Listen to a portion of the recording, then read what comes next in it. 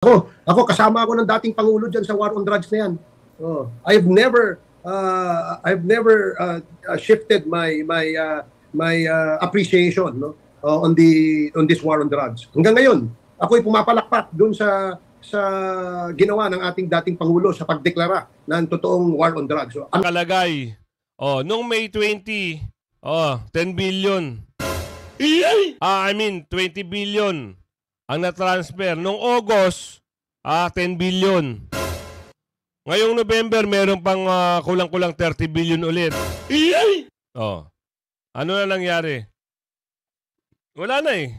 Nalipat na yung dalawa eh. Yung May, August, October, 3 pala nalipat na. Ito na lang hinaantay, yung 29 billion. Yes. Good morning mga kasama. Happy Sunday po sa lahat. At andito naman si Kuya Gus, nagbabalik. At kung hindi ka pa nakasubscribe sa ating channel, pasubscribe na lang po. At syempre, hit mo na rin yung bell para updated ka naman sa ating mga video. Ano ba meron? Pero bago natin umpisa ng ating talakayan, kayo po iniimbitahan ko. Kung makikita nyo yung join button dyan, mag-join na lang kayo para lagi kayong kasama sa ating talakayan at ating mga usapin dito sa ating YouTube channel. Ano pa bang meron mga kasama, ha? Ano pa ang meron? Bakit ang mga tao ay galit na galit? Yung pondo di umano ng PhilHealth ay pilit nilang, gusto nilang mapunta sa gobyerno. Ano, ha? At saan gagamitin na naman ito? Ano na naman ang plano? Pero bago yan, i-like, share nyo yung video. At share nyo kung saan-saan nyo man gusto i-share para lalong mas maganda ang ating talakayan. Like yung video, ha? Ano nga ito? Ito na, sinasabi natin. Pagdating sa dulo ng video, abangan nyo bakit parang nag-iiba ng tono ito si Barbers. Si Barbers po, siya ngayon ng chairman ng committee dyan sa Tuwadcom. Pero ang pagkakaalam natin, itong si Barbers, talagang noong pa man, nung panunungkulan ng dating Duterte, ito din ay galit na galit sa mga droga. Ano nangyari ngayon? Why? Liwayway. Ano nangyari? Yan ang alamin natin mamaya. Kaya nakasubaybay lang kayo dapat para alam nyo kung ano yung mga usapin. Pero bago pa man yan, umpisahan muna natin itong PhilHealth funds. Sabi ikatlong petisyon, versus pagsasauli ng pondo ng PhilHealth sa National Treasury, inihain ng Supreme Court. Wow! Ang laking pera naman ito. Sana naman kaya ito gagamitin. Pasok mo ate. Na ang ikatlong petisyon sa Korte Suprema na layong harangin ang halos 90 billion pesos na fund transfer ng PhilHealth sa National Treasury. Gate ng petitioners, labag ito sa konstitusyon. Nasa front tayo ng balitang yan, si JC Cosico. Muling kinwestiyon sa Korte Suprema ang pagsasauli ng halos 70 bilyong pisong sobrang pondo ng PhilHealth sa National Treasury. Nagtungo sa SC ang Isang Bayan Coalition at iba pang grupo para hilingin ang paglalabas ng temporary restraining order laban sa pagsasauli ng pondo ng PhilHealth. Ayon sa isa sa mga petitioner na si dating Supreme Court Associate Justice Antonio Carpio, labag sa batas ang probisyon sa 2024 General Appropriations Act kaugnay ng paggamit ng sobrang pondo ng Government-Owned and Controlled Corporations o GOCC sa unprogrammed appropriations. Ito yung mga proyektong wala pang tukoy na pagkukunan ng pondo. And the Constitution is very clear. No law shall be passed authorizing the transfer of appropriations. Ngayong araw, nairemit na ng PhilHealth sa National Treasury ang third tranche na nagkakahalaga ng 30 bilyong piso. Ito ma-interrupt ko lang to si Kuya. Alam niyo po ba, sa kinakaharap ngayon ng PhilHealth at ang mga taong nasa kasalukuyang may mga karamdaman at na-confine at may yung mga taong naoperahan, kulang pa ho yan. Yan pera na yan. Alam nyo bakit? Hindi na ho nasusunod kung ano yung dapat i-cover ng PhilHealth. Meaning, itong pera na to, bakit kailangan pantaplasan yan? Dapat nakalaan na lang po yan dyan sa PhilHealth. At saka sa PhilHealth naman. Hindi sobra yung sinasabi nyo. Wala hong kasobrahan dyan. Dapat ginagawa nyo, ito lang opinion lang natin to. Sa naniniwala, sa opinion ko, no, At alam nyo naman na tama rin yung opinion nyo.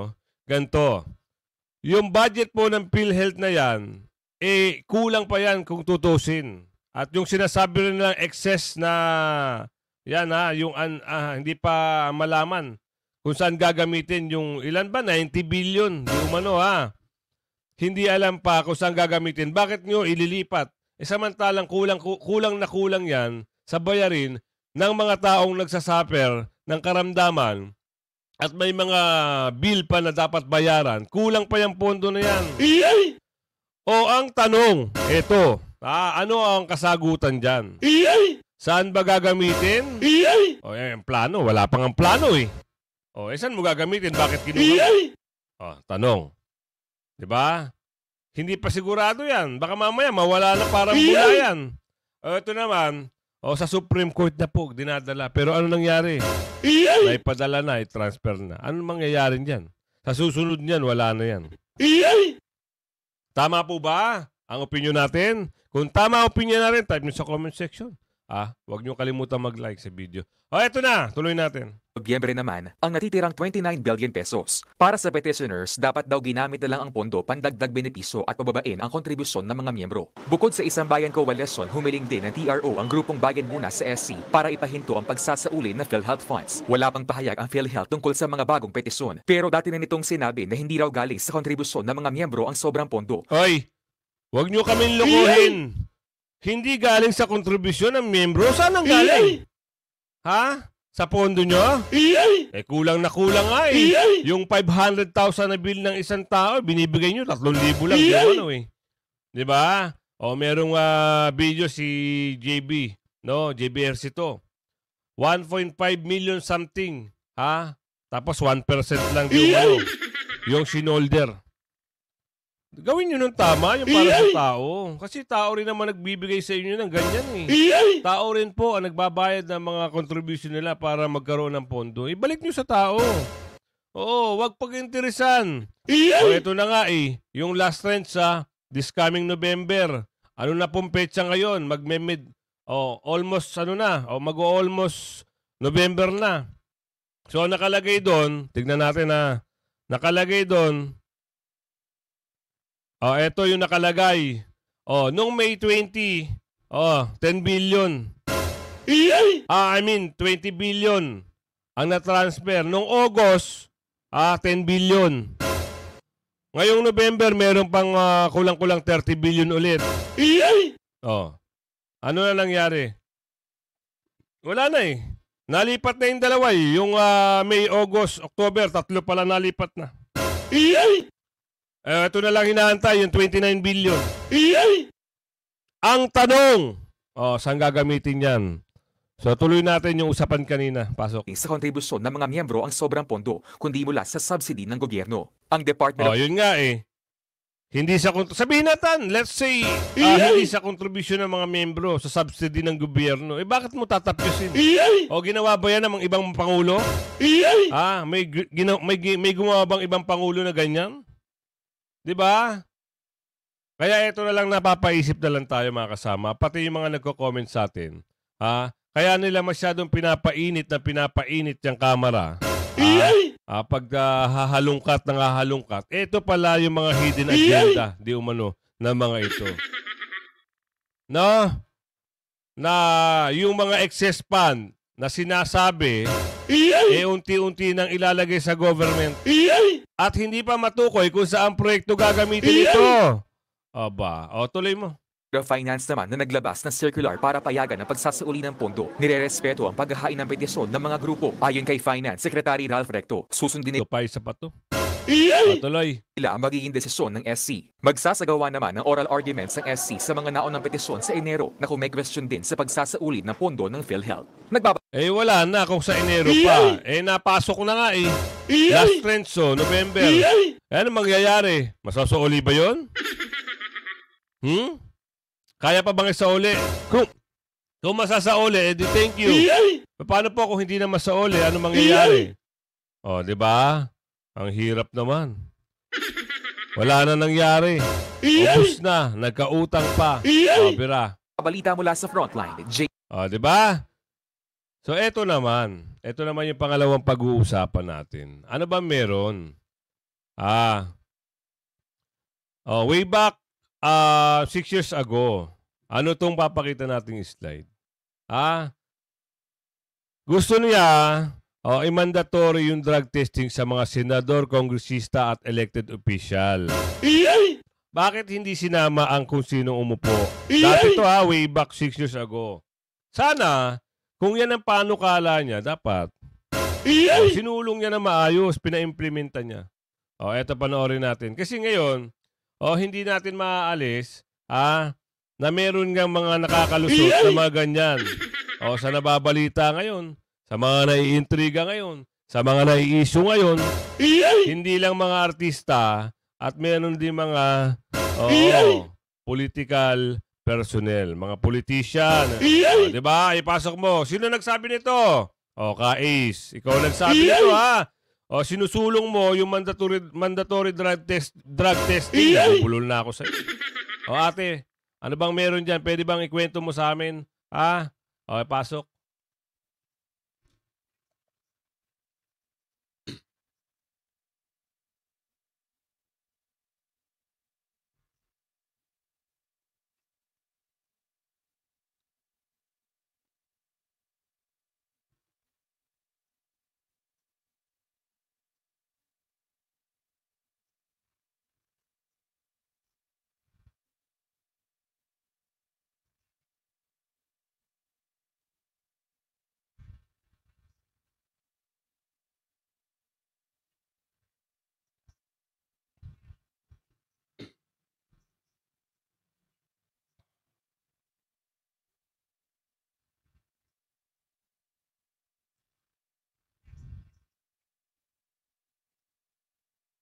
Ulitin natin. Narinig nyo lang yon. Ito bibigay ko naman kung ano yung balita. Para kitang-kita nyo naman. Kasi narinig nyo lang eh. Okay ba? Sige, share natin ito yon. Ate, ipasok mo ulit para marinig nila at makita nila kung ano talaga yung sinusulong dito. Ito'y piniliwanag ng isang news anchor na si Ka-Ace ay nagsusulong ng isang mandatory drug testing sa mga senador, kongresista, elected officials, way back 6 years ago. Pero, bakit hindi kasama ang presidente rito? Sa bagay, elected official, kasama na rin pala. So, ito sabihin mo nga ate kung ano. At sana, ngayon may sulong yan. Sige, pasok.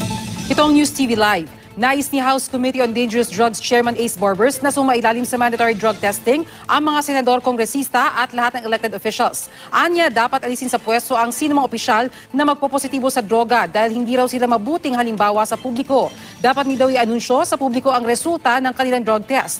Makakabuti raw ito lalo't ilang kongresista raw ang sinasabing sangkot sa operasyon ng droga. Kaugnay naman ang panukalang mandatory drug testing sa mga estudyanteng nasa grade 4 hanggang grade 12, nakahanda naman daw ang Kamara na maglaan ng halos 3 bilyong piso para ponduhan ito. Hindi raw dapat alalahanin ang gastusin ng gobyerno para rito kung maiibsa naman ang anyay social cost ng pagiging lulong sa droga ng ilang kabataan. Kung mapapatunayan daw ng Philippine Drug Enforcement Agency o PDEA na kailangang isailalim sa drug test ang mga estudyante, handa raw ibigay ng Kongreso ang pondo. So, narinig nyo. Ano ba ang gustong iparamdam nito, pahiwatig nito? Dati-dati pa, ni Kuya Ace. Di ba? So, dapat ngayon, ibalik niya, isulong niya ngayon. Pero, ang nangyayari ata ngayon meron pa ako ipapakita sa inyong slide na doon ay sinasabi niya na talagang galit na galit siya. Totoo naman, sabihin natin na ayaw niya ng mga gantong bagay. Ayaw niya ng drugs. Natatawa tayo ngayon. Parang ang lumalabas sa hearing ngayon sa Kamara, parang bumabaligtad na. Parang sila na rin ata yung mga, Pero dati, nung maganda pa yung pamumuno at yung namumuno ay galit sa droga, galit din sila.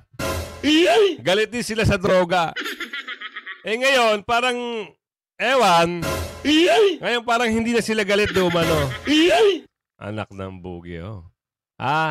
Ipasok natin yung slide na yun. Para naman makita ng ating kababayan na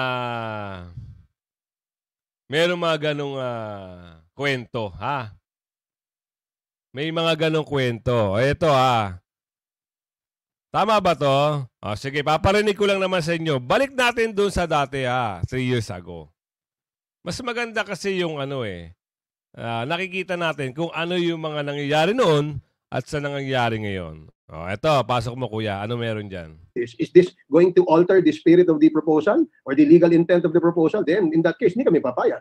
This bill intends to arm our law enforcers, our prosecutors with a potent legal tool, to be able to run after not just the ordinary street peddlers, but drug lords, narco generals, narco cops, narco judges, narco prosecutors, including narco politicians. Now, from the time that this law was passed in 2002 up to today, at this very hour as I speak to you, have you any knowledge of a narco politician, narco judge, narco general who have been charged for protecting and cuddling a drug syndicate? Ayan. Panahon yan, ng Pangulong Duterte. Diba? Masigasig pa eh. Oo, diba? Way back 6 years ago, 3 years ago. Masigasig pa kayo. Kasi, ang Pangulong Duterte noon, kalaban ng droga. Ayaw niya dyan. Diba? Eto, ang tanong. Bakit dyan ngayon sa Kamara? Oo. Kayo ba na, alam nyo mga kasama, kung alam nyo ang sitwasyon ngayon sa Kamara, i-type nyo, ha? Ano nangyayari ngayon kay Kerwin Espinosa? Ano nangyari sa interview ni Richard Gomez tsaka kay dyan sa Colonel Espinido? Tinanong sa ni Richard Gomez, ni Congressman Gomez, ikaw ba, Colonel Espinido, nasaan si Kerwin Espinosa? Nandyan sa sinabi niya kung saan. Ikaw ba, Kerwin Espinosa? Ikaw, Colonel Espinido. Alam mo ba na na-disband na ba yung grupo niya, no? Ano sagot ni Colonel Espinido? Sa ngayon, hindi ko po sure. Hindi ko po alam. Parang hindi pa. Hindi pa. Kung nakuha ko lang yung video para mapapakita ko sa inyo. Ganon. Balikan nyo na lang yung video ng interview ni Richard Gomez tsaka ni Colonel Espinido. Parang sinabi niya doon na hindi yata. Yun. Ngayon, ang tanong, Kuya Ace, bakit ngayon parang parang star witness na sila ngayon? Pero dati matibay yung nyo, maganda yung paninindigan nyo, di ba? Pero ngayon wala na. Nangyari. Di ba? Hindi dapat ganun. Kung kayo ay galit sa war on drugs, kung kayo ay galit sa mga ganyang bagay, hindi lang noon, dapat hanggang ngayon. Nangyayari ngayon, kung sino na ngayon yung mga, yung sino na kulong, sino yung related sa drugs, sino yung drug of the ring, Lord of the Ring, di ba? Kung sino yon, sila pa ngayon yung pangunahin yung witness.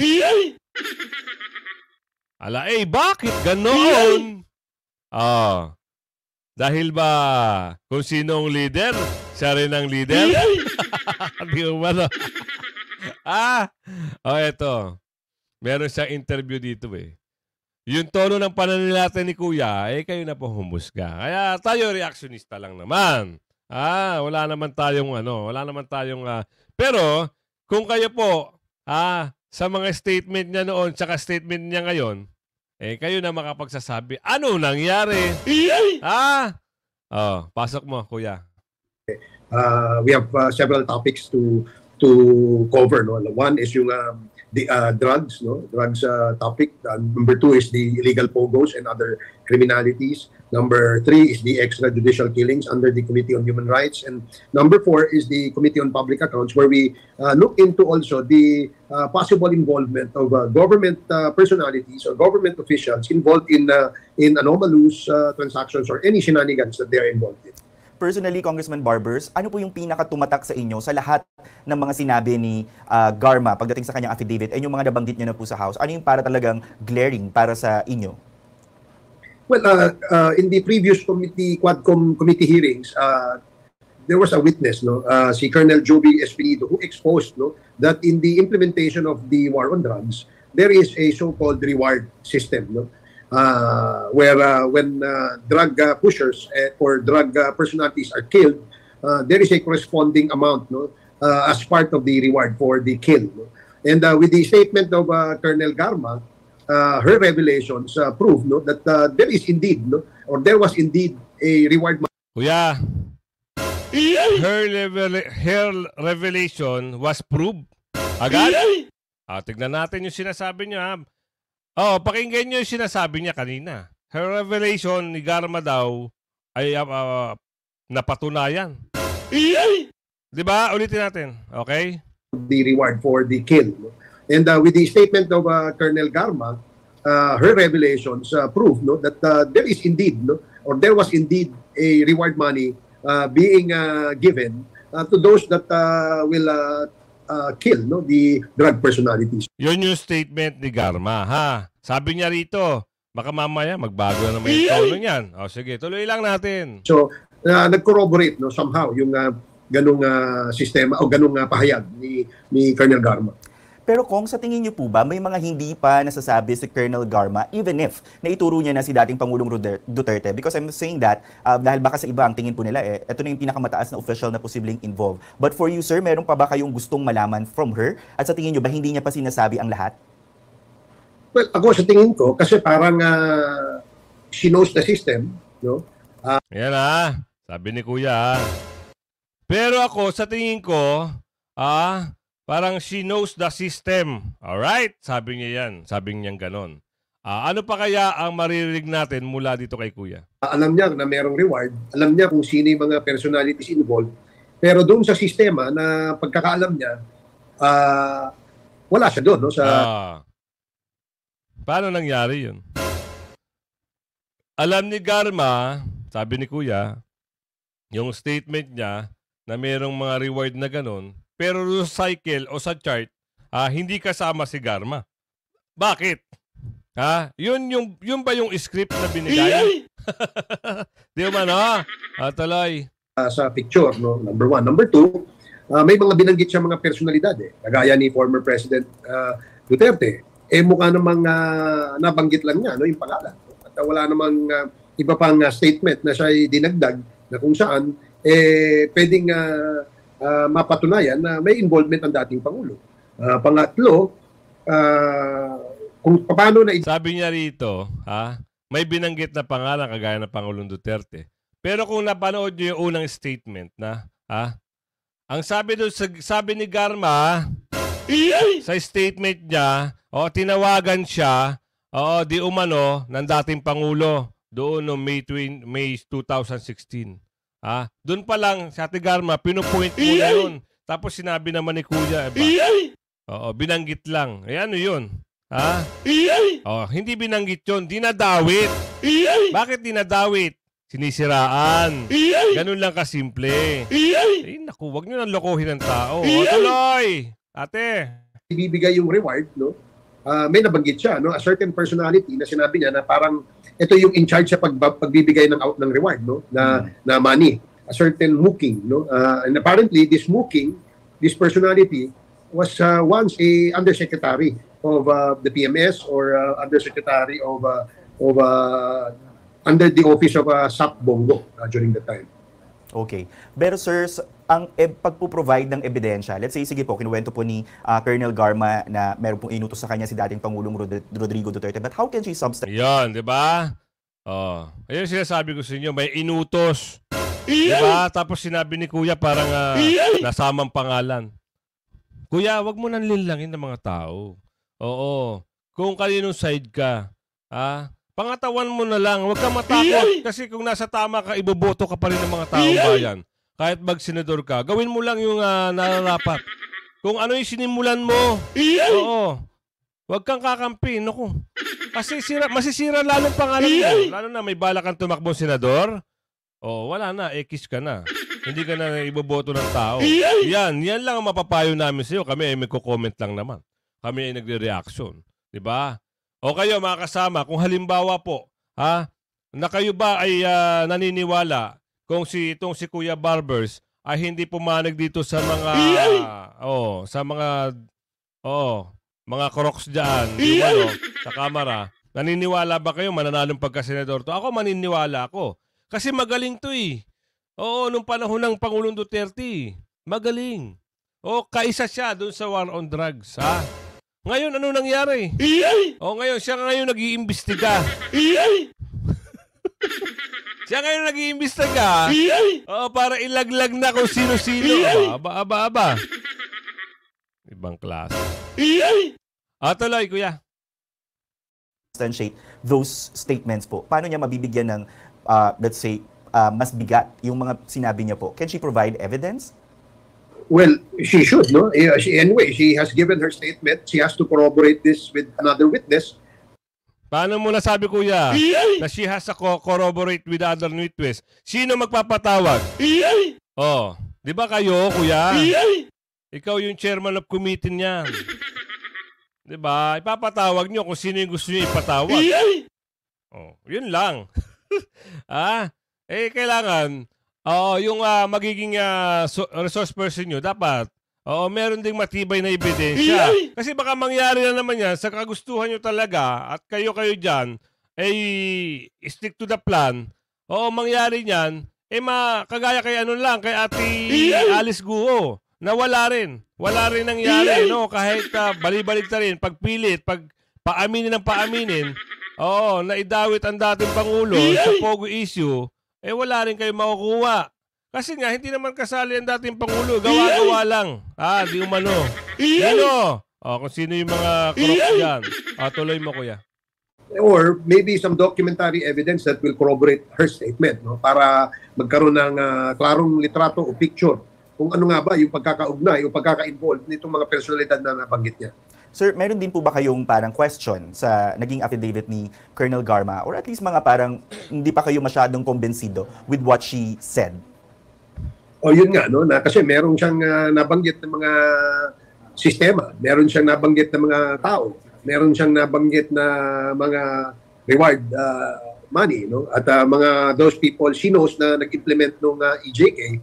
Pero in the whole story, in the whole narrative, wala siya doon, no? Wala siya doon. Of course, a natural tendency is to extricate herself from the and later on malamang baka umamin na siya na kasama siya doon.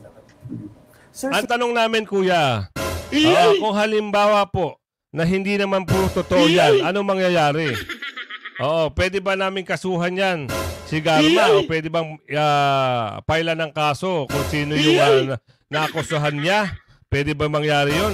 O susuportahan nyo ba rin halimbawa, si Senador Bato, Senator Bongo, at si Pangulong Duterte na mag-file against na kay Garma naman?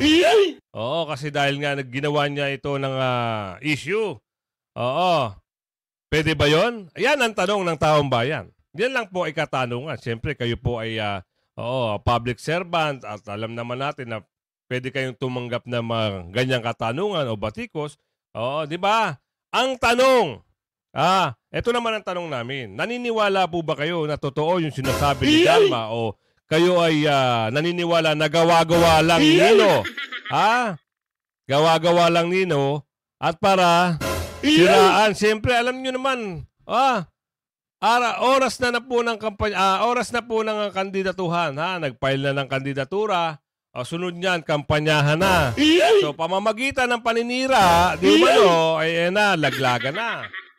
Naniniwala ba kayo isang part ito ng isang strategiya na isang politika na pwedeng, magamit ito na material para sirain ang isang tatakbong kandidato?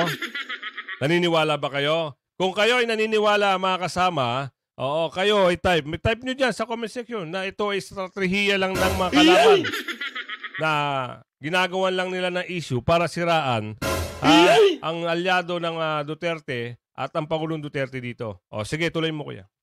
Si former spokesperson Sal Panelo, sinabi niyang posible raw po na kompromiso yung affidavit ni Garma because number one, baka na-pressure po siya dahil nandyan nga po siya sa house and syempre yung environment is hindi conducive for her to write yung affidavit niya. Do you agree or do you disagree with former Chief Legal Counsel Panelo's statement? Well, kung pinressure siya, hindi ho ginawa yun no, sa Kongreso. She was with her lawyer. In fact, nung napansin nyo, naobserbahan nyo, nung hearing na yun, yung araw na yun, gabi na nung inilabas niya yung kanyang affidavit. Dahil siguro nag-isip muna siya whether she will say those things or not. No? At she was assisted by her own lawyer. No? Lawyer niya yun eh. Hindi ho lawyer ng House yun. And I'm sure no, while she was writing her affidavit, nakagabay yung kanyang abogado para masabi niya yung gusto niyang sabihin na katanggap-tanggap sa komite. What's next for her, sir? Abangan pa po ba natin siya sa mga susunod pang hearing? Harap pa po ba siya in another hearing? Ano pa po ang gusto niyong investigahan sa kanya? Ayan na. Meron lang tayong ads. Well, mukhang meron pa siyang gustong idagdag. Ano ba talaga, kuya? Meron wala? Bakit mukhang? So, ibig sabihin, meron naman panibagong script ba ito? Di ba? Tanong lang yan ng taong bayan. Kasi kung alam mo na wala, dapat sasabihin mo, hindi ko pa sure. Wala ata sa ngayon. Iba kasi yung meron kang parang meron kang pinapanigan sa walang pinapanigan. Ganun lang kasimple. Dapat ang sagot doon, na proper way na sagot doon, magdedepende pa yan sa kanya kung kailan niya ilalabas. Sa ngayon, wala pa tayong nababalitaan. Pero, titignan natin sa mga susunod. Wala pa tayong nababalitaan ganyan ayon sa kanya o ayon sa pag-iimbestiga natin. Sige, pasok mo kuya. Apparently, doon sa huling pagdinig, no, nabanggit niya doon na kung meron pa nabanggit agad. Nabanggit agad. Tuloy mo, bahala ka na kung mag-justify niyan sa mga kaibigan natin dito. At kami naman, siyempre, reactionista, siyempre, paniniwalaan ba natin ang sinasabi nito? Kayo mga kasama, sa tingin nyo, kung kayo ay naniniwala, i-type nyo sa comment section. At doon sa mga hindi naniniwala, i-type nyo rin. Para alam natin kung ano yung pag-uusap-usapan natin sa susunod na vlog natin. Ito pa. Kung akong matatandaan, at meron pa ko kung may dadagdag na impormasyon, ay gagawin ko po yan, magpapasa po ako ng supplemental affidavit. No? Yun ang iniintay namin kung meron pa siyang sasabihin. As of now, as we speak, nasa detention facility siya. At siya ho ay kasama yung kanyang anak at safe po siya doon at relax na relax po siya doon. Sir, naimbitahan niyo na po ba si dating Pangulong Rodrigo Duterte dito sa mga susunod na pagdinig ng House Quadcom? Oo, meron ng invitation na padala sa kanya noon pa. No? I think kung di ako nagkakamali, yung pangalawa o pangatlong hearing ng Quad ay meron na pong pinadalang invitation. Hindi lamang po kay former President Duterte, kundi kay Senator Bato, Senator Bongo. Again, I've been asked this question several times and I've always been consistent with my answer. Yun po, ang invitation ay napadala. Kung sila po dadalo, we will be honored by their presence. But again, whatever their decision is, as far as the invitation is concerned, we will respect that. Sa mga senador naman, of course, nabanggit yung kanilang pangalan, gusto namin bigyan din ng pagkakataon sana sila no, na makasagot no, doon sa mga aligasyon no, na nadawit sila. Kasi para fair ho kami. No? Wala ho kaming kinikilingan, wala kaming pinapanigan. Ang gusto namin ay magkaroon po ng balanse. At dahil nga po dyan, naimbitahan namin sila. Pero kung hindi rin po sila dadalo, naintindihan namin. Kasi meron po kami tinatawag na interparliamentary courtesy. Meaning, we respect each other's decision, especially when invitations are sent. And this is not honored or not accepted, we will respect that. Okay, pero so far, wala pong naging feedback yung office or at least yung nag-receive ng invitation for former President Duterte whether or not they want to attend. So, wala pong natanggap ng House. Wala kaming reply. Siguro sir, do you want to anong assurance niyo na baka ang iniisip din po nila is mag-grill si former President Duterte dyan and ang end goal naman is to pin him down. Ano po ang mapapangako ng House Quadcom if and when pagbigyan nila yung pag-attend ni dating Pangulong Duterte? Makakaasa kayo na kung kayo... Makakaasa na Sana lang, wag ganun ha. Kung ano yung mga ginagawa nila dyan, kayo dyan, di umano, sana hindi makita namin. Hindi namin makita at maramdaman kung paano nyo interviewin yung mga nagiging resource person. Ang BP nga eh. Kung paano, naku. Sige, tuloy mo. Kayo ay maniniwala sa amin at kayo'y tumitingin na kami ang mga po ay may isang salita. No? Wala namang grilling dyan to a point that we will embarrass anyone. Kuya, marami nga nagko-comment sa akin, hindi na nga raw sila naniniwala. Kasi parang teleserye na nga daw yung At saka parang mas daig nyo pa mga chairman ng mga piskal at mga husgado dyan sa Supreme Court kung makapagtanong kayo. No, di umano. Kaya yung mga ibang kasamahan natin nadidismaya the way na parang mag-interview kayo. Yun lang Kaya nga sinasabi ko sa inyo sa ating mga kababayan, yung mga alam nila dahil nalalapit na yung eleksyon itong mga kongresista na to for sure magtatakbuhan ito di ba? Alam nyo na. Kung ano yung may bahid, sino may bahid, nasa inyong mga kamay, ang pagtik kung sino baboto nyo. Square lang naman circle si shading mo, kaya check. Shading or check. Pero mas maganda yung shading. Kung nabasa mo yung tatlong taga Maynila, X nyo na. Tatlong taga Maynila, isang taga Marikina, X na. Antipolo, X. Surigao, X. Yun lang taga ano pa ba? Taga Batangas, X. Wag nyo na pala i-shade. Tapos isang taga Laguna, wag nyo na i-shade. Kung alam nyo kung sino yung mga at saka yung taga Leyte, wag nyo na i-shade. Kung sino yun. Tuloy mo, kuya. Humiliate anyone. Wala ho kaming capacity to do that.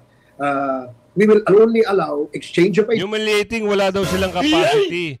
Pero sa nakikita natin at napapanood natin, di umano, Diyos mio, Marimar. Okay, kuya. And elevate yung level of discourse dun sa mga subject matter na tinatalakay namin. Halimbawa, yung subject matter ng EJK, we can probably get some ideas on how to improve the law, to penalize maybe yung mga perpetrators nitong extrajudicial killings. In fact, the other day, we just filed a bill defining what is extrajudicial killings. Mm-hmm. And sir, just very briefly, going back to Colonel Garma, can she become a state witness? What witness? Can she become, sir, a state witness, si Colonel Garma? Well, she can be a state witness if she passes the requirements set by the Department of Justice, because number one, she has to be the least guilty in the commission of the crime. Number two, what kind of information or what is the weight of the information that she can share for the prosecution? If this is heavy information, then maybe she could be considered as a state witness. Lahat ito ay dadaan sa isang proseso. Pero sa napapanood natin dyan, mga kasama, ako lang opinion ko lang naman po ito. Sa napapanood natin dyan sa investigasyon ng Kamara, so ang nakikita ko dito parang siya na po yung state witness dito si Garma. Kasi siya po yung pinagkukunan ng source. Siya na po yung nagbanggit-banggit ng mga pangalan Iba-ibang pangalan ang lumabas dito Di ba? Pero bakit nga tinatanggi ni Kuya? Parang hahanapan pa na mabigat na na parang mga ebidensya para siya maging state witness. No! Hindi pa pala state witness ito si Karma. So meron pa palang mga ibang karakter na lalabas. Abangan natin Baka nga pelikula na naman ito kasi yung kay Alice Guho, ang tagal nun mga kasama. Ang tagal. Ngayon patapos na. Yung mga kasata noon hindi natin masabi Sige, tuloy mo. Ang DOJ po ang nakakaalam at DOJ po ang gagawa. Sir, very briefly na lang po. Alam ko po marami pang gusto mag-interview sa inyo. But Senators Bato de la Rosa and Bongo already denied the so-called reward system during the Duterte drug war. In fact, may para pa nga pong patutsad si Senator Go sa mga mambabatas na tila nagdidiin na kay dating Pangulong Duterte. If you can listen in, let's listen in sa sinabi ni Senator Go. Lahat ng SONA 2016 up to 2021, 6 na SONA. Tuwing binabanggit ni dating Pangulong Duterte ang war on drugs, nagpapalakpakan po ang lahat. Standing ovation po ang Kongreso at ang Senado. Dahil ramdam nila na may pagbabago po at tinupad ni dating Pangulong Duterte ang kanyang pinangako noon. Standing ovation. Tapos bakit ngayon? Sinisisi siya. Bakit ngayon? Mag-isa na lang siya. Hindi ba kayo nakinabang? Hindi ba nakinabang ang mga kababayan nating Pilipino? Yung mga anak natin na hindi nasasaktan? Di ba importante sa atin ang buhay ng ating mga anak, ng ating mga pamilya? Nakinabang kayo Nakinabang po ang Pilipino. Tinaya niya po ang kanyang buhay dito. Tapos ngayon, mag-isa na lang siya, puro sisi pa ang inabot. Senator Go, Congressman Barbers, just a quick reaction on the statement of Senator Go na sinabi niya nga po na noong time ni dating Pangulong Duterte, halos dati napapalakpakan pag binabanggit yung war on drugs. Ngayon, para daw pong nag-iisa na lang ang dating Pangulo. Nako, ako kasama ako ng dating Pangulo dyan sa war on drugs na yan. I've never